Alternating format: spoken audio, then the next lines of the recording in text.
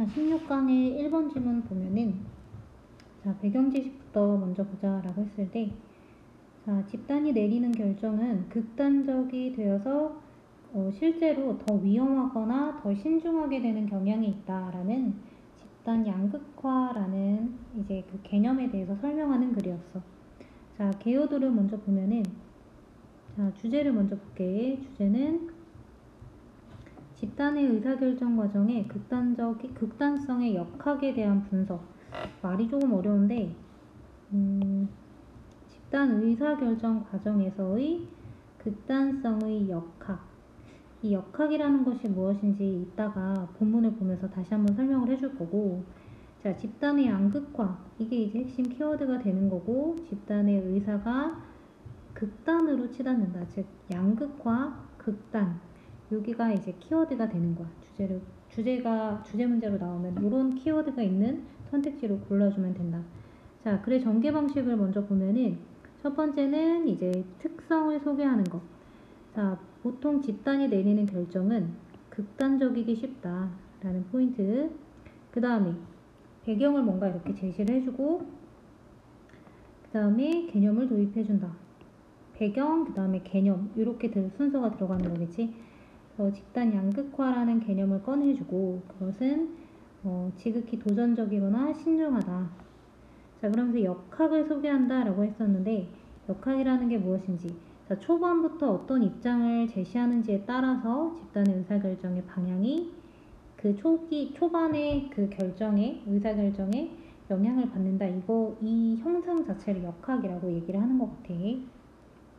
자, 지문을 들어가서 보면은, 자, 첫 번째 여기 when we 여기 보면은 우리가 그룹으로 있을 때는 조금 덜 뭔가 책임지는 것 같다. 우리가 우리 스스로 행동을 했을 때만큼 더 책임감 있지 않은 것 같다. 뭐 이런 배경을 제시해주고, 그래서 자, 그룹이 만드는 그런 결정은 뭐 하는 경향이 있다? 극단적인 경향이 있다. 때때로 이 극단적이어서 너무 더 위험한 결정을 하는 경우가 있다. 그리고 뭔가 챌린징, 어렵고 안전하지 않은 결정을 하는 경향이 있다. 자, 여기까지는 논점을 제시하는 거야. 그치? 어떤 집단에 결정할 때 극단적일 수 있다. 그거에 대한 화두, 논점을 제시하는 거고, 그 중에서 위험해지는 경우가 첫 번째 논점이 구체화된 포인트가 되는 거고, 그리고 그들은 조금 더 신중해질 수 있다라고 해서 이렇게 두 개로 나눠지는 거네. 그치? 논점이 구체화되고 있고, 그것을 우리가 뭐라고 부른다? 집단 양극화라고 부른다 라고 개념을 제시를 하고 있는 거네. 그치? 자, 그 뒤에 마지막 문단을 보면은, 자, 여기 이 현상 자체가 뭐냐, 초반에 누군가가 굉장히 신중한 접근을 한다라고 했을 때, 이것은 어떤 결과를 초래하냐라고 했으면은 더 신중한 결정을 초래하게 된다. 초반에 신중하다면 어떤 결과를 초래하냐, 더 신중한 결과를 초래한다. 뭐보다? 그 그룹 멤버가 개개인적으로 결정을 했었을 것보다. 이 상황 자체를 역학이라고 이제 설명을 하고 있는 거야. 다시 글로 정리해보면은 초반에 제시했던 게 어떤 후반의 결정에 의사결정 영향을 준다.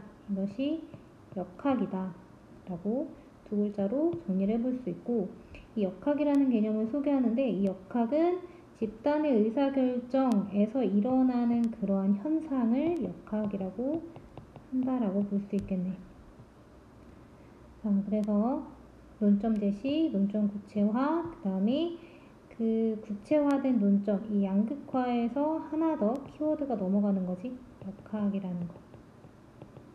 그래서 키워드, 양극화, 역학 이렇게 기억을 해주면 되겠다. 집단의 양극화와 그 안에서의 역학 현상. 소개하는 거 이렇게 정리를 해줄 수 있겠네.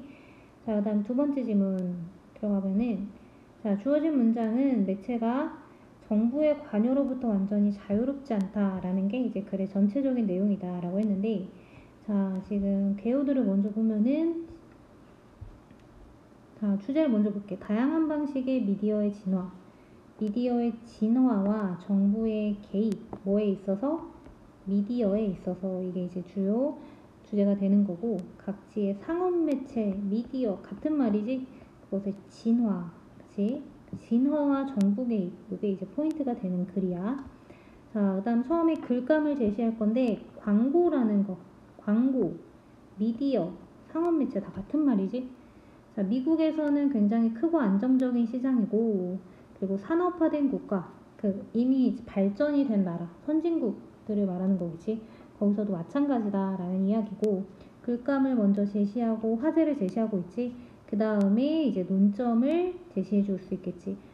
그러니까 논점이라는 거는 뭔가 이렇게 찬반 또는 여러 가지 의견이 있을 수 있는 하나의 화제, 뭐 이렇게 얘기를 할 수 있겠네, 그치? 자, 차이점이 있는데 상업 미디어가 진화한 방식이 미국에서는 뭔가 상업적 목적으로 발전하기 시작했고 미디어가 다른 나라에서는 정부의 개입을 정부의 선전을 위해서 어쨌든 정부가 개입함으로써 그 미디어가 발전했다라는 차이점, 즉 그 논점을 제시를 해주고 있어. 그 다음에 이제 그거에 대한 글쓴이의 견해가 제시가 되는 건데 자, 이 사람은 미디어의 발전에는 정부의 개입이 들어있다라는 게 이제 이 사람이 그 미디어의 발전에 대해서 바라보는 시각, 견해가 되는 거겠네. 자, 이제 본문으로 넘어가 보면은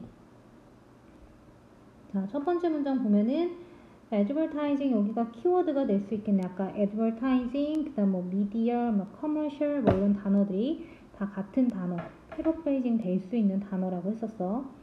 자, 얘는 굉장히 안정적인 시장이다. 미국에서 크고. 자, 그런데 이것이 마찬가지로 mature industrialization이니까 뭔가 이미 발전된 선진국들 developed nation 이렇게 나타낼 수 있겠지? 이미 발전이 된 developing 이렇게 하면 틀리게 되는 거야.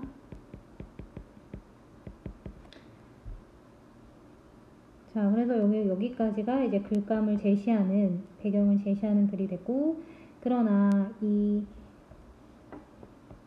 상업 발전했다. 이게 가장 큰 흐름이고, 이 상업 발전이 나라별로 차이가 있다 그랬지?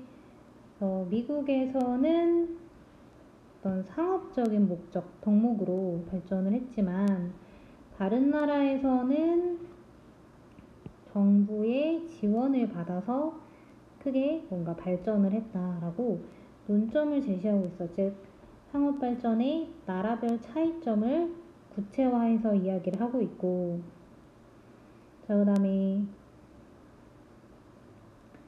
그 상업 지원, 커머셜 서포트, 미디어 어떤 지원의 다른 모델은 여전히 evolving, 진화하고 있고, 그 다음에 어떤 precise configuration, 그 정확한 형태는 매우 나라마다 다르다라고 했어.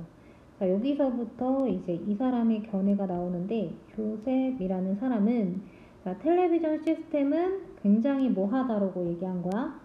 완강하게 국가적이다 라고 이야기했어. 즉, 그 미디어는 굉장히 정부의 개입에서 벗어날 수 없다라고 이야기를 하는 거고, 그것은 이 광고가 마치 맞춰야 한다. 글로벌 미디어의 계획을 어디에다 맞추는 거야? 어떤 규제가 있는 정책, 그리고 문화적인 기대, 개개인 그 각각의 나라의 그 문화적인 기대와 어떤 규제에 맞춰야 한다. 이 광고는 이렇게 주장을 한 게 이 사람의 견해다. 그래서 견해를 마지막에 제시하고 있고, 상업 미디어는 정부와 굉장히 뗄래야 뗄 수 없는 그러한 매체가 되는 거고, 그것을 국가적이라고 표현을 했다. 자, 그 다음에 세 번째 질문 보면은,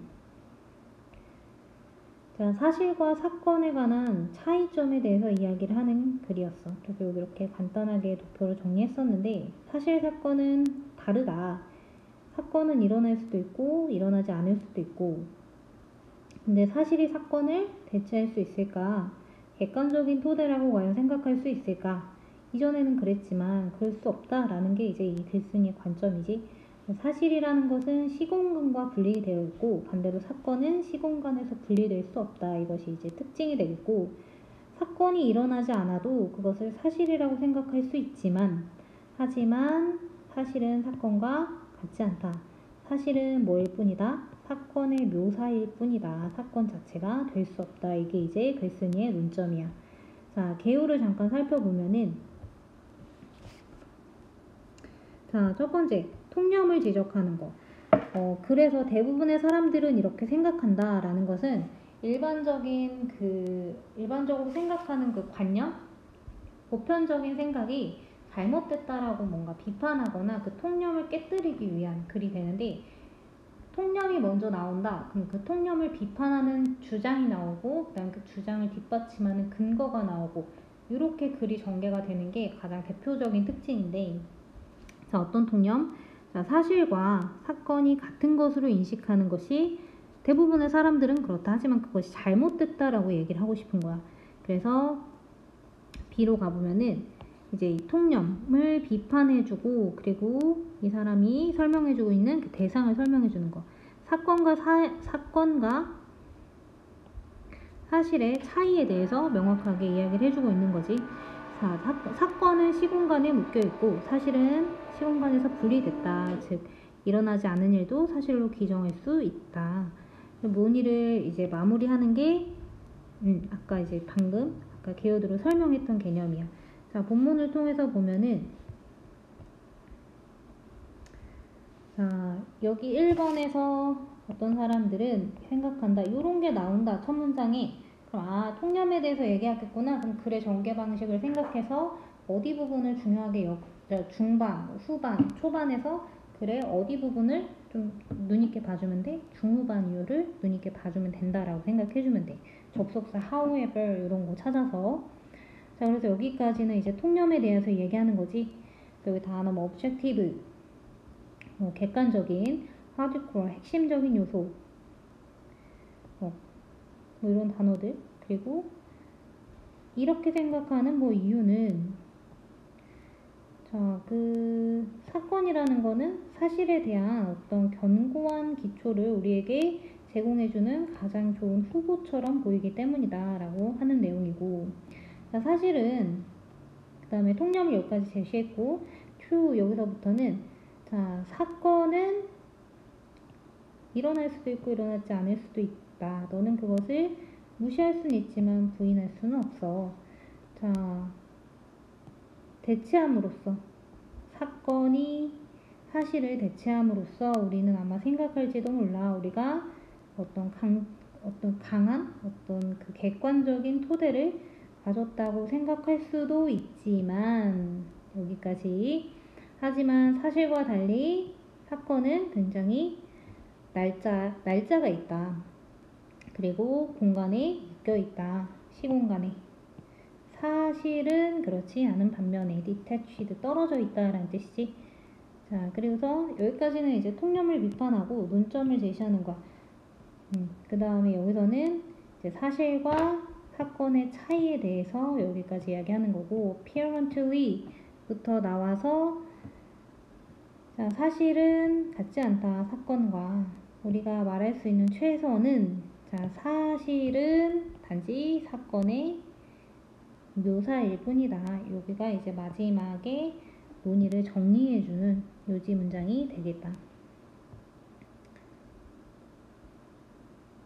그래서 통념 제시, 통념 비판하고, 논점을 제시하고, 논점이 구체화되면서 사건 사실이 차이를 이야기해주면서 논의가 마무리되는 글이 되고, 자, 그 다음에 4번.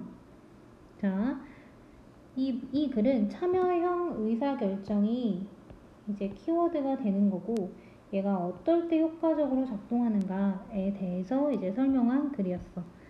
자, 개요도를 살펴보면은 자, 뭐 참여적 의사결정의 개념과 적용 이렇게 이제 아주 명료하게 나올 수 있겠고, 참여적 의사결정에 관한 뭐 심층적 검토, 어쨌든 뭐 요 단어가 꼭 들어가 줘야 되겠지. 그리고 개념과 어떻게 적용하는지에 대한 글이었고, 첫 번째 글감을 제시했을 때 조직은 다양한 형태의 의사결정에 어떤 모습을 띠는데 중앙집권형일 수도 있고 참여형 결정 관행일 수도 있다라고 뭔가 이렇게 배경이나 화제를 먼저 제시를 해주고 있고, 그 다음에 그 중에서 참여형 결정 중앙집권형에서 이제 얘에 대해서 이야기를 하고 싶은 거잖아. 참여형 의사결정은 하급자가 더 많은 의견을 낸다. 이렇게 두 번째 키워드를 선택을 해서 얘에 대해서 첫 번째 특징에 대해서 이야기를 해준 거고, 근데 그 참여형 의사결정이 언제 효과가 있냐, 언제 효과가 없냐, 뭐 성격, 노동자의 성격, 당면한 문제, 뭐 결정 상황 등에 따라서 얘가 효과가 달라진다. 뭐 효과 여부에 대해서 이야기를 하고 있는 거예요. 적용 여부. 자, 그럼 본문을 보면은 자, 1번 보면은 여기서 여기까지가 이제 화제를 제시하는 건데, 어떤 범위 의사결정을 하는 그 하급층으로부터 공유되는 또는 어떤 상류층에 집중되어 있는 그런 의사결정의 범위는 각각 조직마다 다르다. 그래서 조직들은 매우 다양하다. 어떻게 뭐 중앙집권 결정형도 있고, 그 다음에 참여형 결정 뭐 관행도 있다라는 거. 여기까지가 이제 조직에서 의사결정이 다양하다라는 내용이 되겠고, 자, 그래서 이 중에서 이제 얘에 대해서 이야기를 하고 싶은 거잖아, 그치? 얘에 대해서 이제 구체화되면서 개념을 제시를 해주고 있지. 그래서 여기서는 자, 어떤 하급층들이 더 많은 의견을 낸다.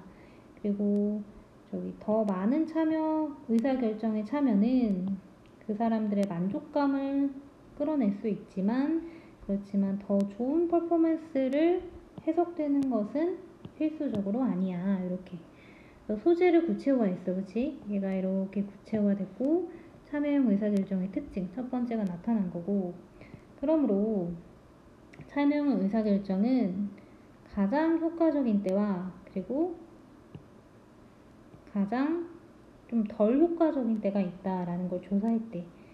그래서 첫 번째는 그 뭐 노동자들이 교육을 높게 받았고, 그 다음에 똑똑하고, 그리고 어떤 상당한 엑스퍼타이즈 전문가가 있고, 그럴 때는 얘가 굉장히 더 효과가 있다.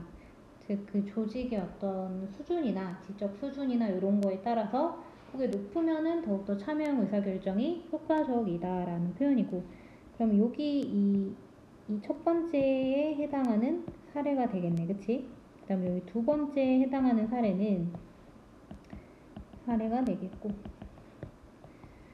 두 번째는 이제 덜 효과적인 거라고 했을 때, 자, additionally니까 한 번 더 이제 효과적인 거에 대한 내용이 나오겠지? 그래서 복잡하고 뭔가 그 지역적인 문제에 대한 지식이 필요로 할 때는 그 참여형 의사결정이 매우 중요하다라고, 요럴 때 이제 참여형 의사결정을 적용해야 된다. 적용점이 되는 거네, 그치? 자, 마침내, 그리고 결국 매우 중요할 때의 결정이 매우 중요한 영향을 끼칠 때 참여형 결정은 매우 유용하다라고 이야기를 했어. 그래서 소재를 구체화해서 효과가 있을 때와 효과가 없을 때의 차이를 봤는데, 여기에 조금 더 포인트를 두었네. 효과가 있을 때 언제 효과가 있는지, 언제 적용해야 하는가, 참여형 의사결정을, 요거에 대한 글이 됐네. 사실일치 문제로도 나올 수 있겠지. 언제 뭐 참여형 의사결정을 하는 것이 효과적인가. 그럼 본문 안에서 뭐 그 조직원들의 교육 수준이나 또는 매우 전문가가 있거나 이런 포인트. 그리고 당면한 문제가 매우 중요하고 어떤 지역적인 상황들 그리고 어떤 복잡하고 지식을 요할 때 이럴 때는 참여형 의사결정이 훨씬 더 중요하다라는 그 사실 내용을 좀 정리하고 넘어가면 좋겠다. 자, 그 다음에 다섯 번째. 자, 다섯 번째 글은 자, 개요도를 먼저 보면은 자, 곤충의 밝은 색 이게 이제 키워드가 되는 거거든. 자, 얘를 둘러싼 다양한 의견들. 얘가 곤충의 밝은 색은 왜 곤충들이 왜 밝은 색을 갖도록 진화했을까? 자, 그래서 화제를 제시해주고 생물학자는 곤충의 밝은 색깔에 대해서 의견이 분분했다. 첫 번째 의견은 자, 다윈에 대해서 다윈의 의견. 강렬한 색은 어떤 성선택, 즉 뭔가 짝을 찾아서 뭔가 짝을 끌어내서 뭔가 종족 번식을 하기 위해서 밝은 색을 갖게 됐다. 그렇게 진화하게 됐다라는 관점 하나. 두 번째 관점은 웰리스와 폴튼의 관점인데 이 밝은 색깔은 포식자에게 보내는 경고 신호 이렇게 두 가지의 관점이 있다라고 해서 글의 전개 방식은 단순 간단하다. 자, 그래서 첫 번째 보면은 생물학자에게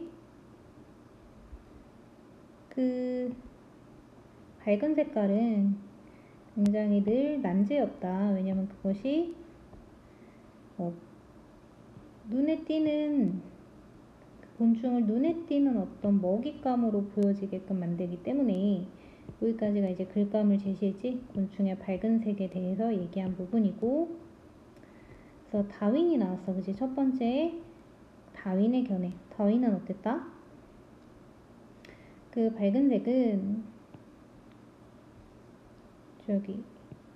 진화했다. 어떤 섹슈얼 셀렉션을 통해서 그 과정은 어떤 과정이냐? 개개인이 경쟁하는 과정. 그 짝에게 접근하고 뭔가 수정할 기회를 얻기 위해서 이게 다윈의 견해가 되겠고 여기까지가 성선택을 위한 것. 그러나를 통해서 이제 다른 관점이 나오겠지. 자, 그는 그 성선택이 설명될 수 없다. 아까 그 유충,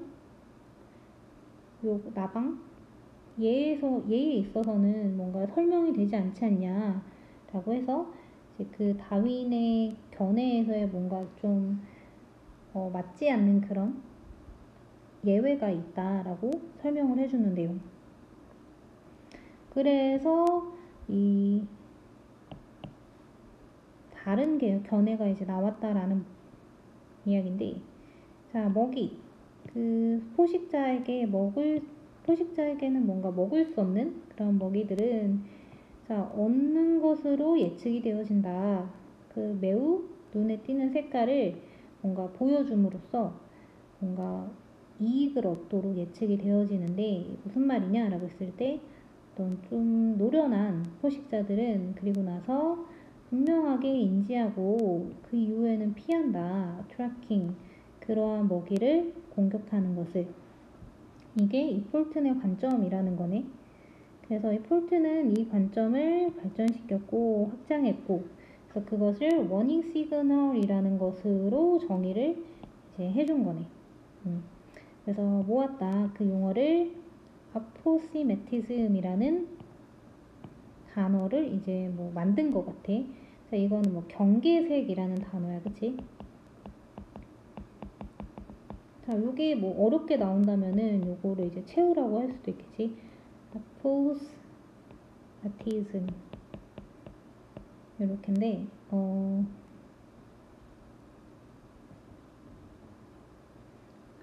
포스마티즘 요렇게 끊어서 좀 외워주면 어떨까? 어는 어디에 라는 뜻이고 포즈는 자세 이렇게 마티즘 메이트는 뭔가 뭐뭐화하다 이런 뜻이고 무슨 뭐라고 해야 되지? 어떤 견해나 이런 거에 이제 그런 거 뒤에 붙지? 샤머니즘 이런 거 좀 토테미즘 이런 것처럼 그래서 어디에 자세 화하다 경계색. 자, 요거 경계색 cosmetism 이렇게 단어도 같이 기억을 해주면 좋겠다. 그치? warning signal, cosmetism 같은 단어라는 거. 그래서 이걸로 그 현상을 설명할 수 있었다라는 내용. 그래서 폴튼의 견해 경고 신호. 그래서 다윈 그지만 예외가 있었고 그래서 견해가 폴튼이 경고 신호 아닐까라고 이제 견해를 확장했다라는 내용이야. 자, 그다음에 6번째. 자, 논리적 진술의 검증 필요성에 대한 시대별 인식에 관한 글. 현대에는 현실과 사고의 일치에 대한 믿음이 과장된 것이었다라고 얘기하는 거. 즉, 논리적 진술이 사실일까? 응? 논리적 진술과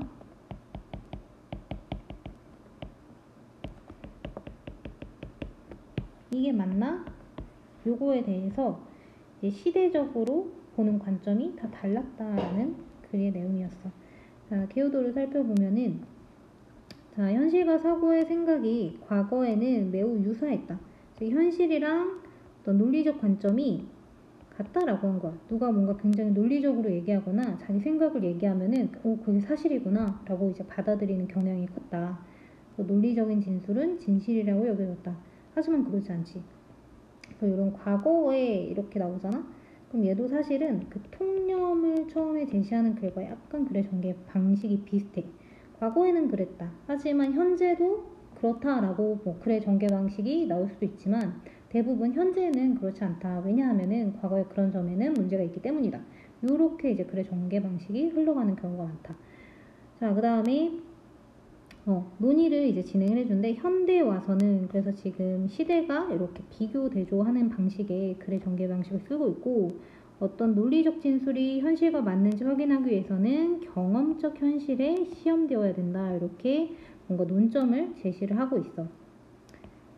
그래서 그 논의가 조금 더 확장이 돼서 근데 그 경험적 현실에 시험이 돼야 된다라는 건 그 논리적 사고가 경험으로 시험되어져야 된다라는 건데 그거 역시 과대평가된 거 아닐까? 이런 접근법 역시 이렇게 이제 이야기를 하고 있는 거야. 주제는 논리적 진술의 발달에 대한 연대기적 설명, 시대적 설명 이런 표현이겠지. 크로니로지컬 이런 단어 좀 중요하지. 연대기적인 논리적 진술과 진실성의 철학. 어려운데 논리와 진실이 사실인가 일치하는가 요거에 포인트를 맞춰주면 되는 거야. 자, 이제 본문에 보면은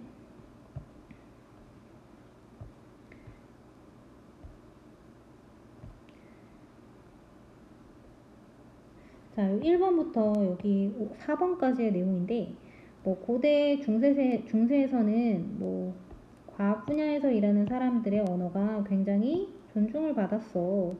근데 그 고대 메타피시컬 유물론적인 어떤 그런 세계관에서는 자, 현실과 생각의 구조가 매우 가깝게 연관이 돼서 allied so 대신에 연결이 돼서 그들은 대체가 가능하다고 여겨졌어. 여기까지가 뭐야? 과거 이야기야, 그치? 그 logical statement, 논리적 진술이 생각의 문제일 뿐만이 아니라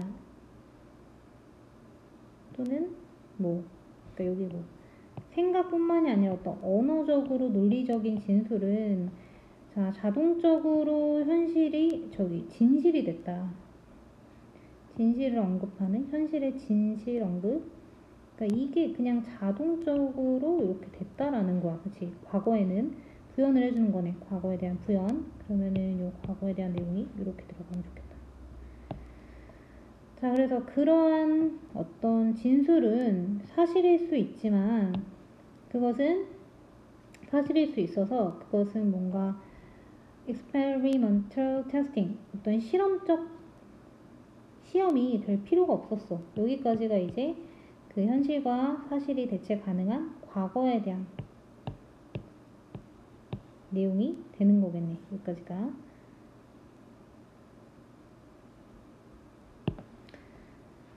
근데 in order to discover, 자, 그 논리적 사고 방식이 진짜 사실인지 어떤 판단하기 위해서는 그 언급은 테스트되어져야만 해. 어떤 현실에, 경험적 현실에 맞서 비추어서 시험되어져야 해. 라는 게 이제 논점. 여기까지가 어떤 논점을 제시하는 것. 여기 나와 있네. 그래서 그 물리적 실험의 강조는 현대과학의 어떤 특징이다. 여기까지. 그러니까 현대과학에서는 그걸 시험해야 된다라는 게 포인트였어. 그치? 과거 아니고. 그래서 경험적 현실에 실험해야 된다. 근데 여기서 조금 더 나아가서 근데 그것조차도 뭔가 과대평가된 경향이 있어. 어떻게 해야 되냐면은 그 outset, 처음 시작이 뭐여야 된다? 실험으로부터 시작을 해야만 해. 그래서 required support logical thought. 그 다음에 어떤 그 논리적 사고의 보조가 요구가 되는 거야. 즉, 현대에서도 어떻다는 거야? 시작은 논리적 사고에서 시작해서 이게 사실인가? 이렇게 간다는 거야. 하지만 이렇게도 조금 과장된 접근 방식이고 어떻게 해야 된다? 시작이 뭐여야 된다? 어떤 실험이어야 된다. 실험을 통해서 어떤 논리적 진술이 나와야 한다. 라는 게 이제 이 사람의 견해가 되는 거겠지.